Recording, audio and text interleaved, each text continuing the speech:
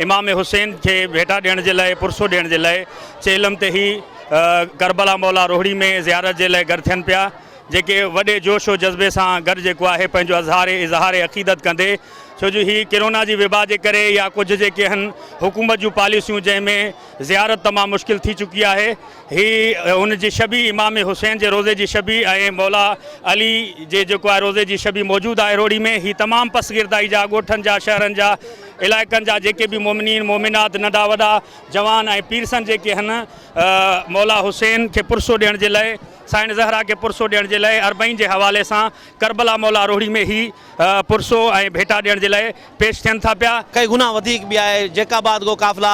खैरपुर को काफ़िला, कंडियारे को काफ़िला, ये हेॾे अचनि पिया, बाक़ी ॿिया हैदराबाद में कनि था, ॿिए हंधि, पर सखर में माशाअल्लाह तमामु बहितरीन तरीक़े सां हिन साल बि जेको आहे काफ़िलो निकितो आहे अरबैन जो,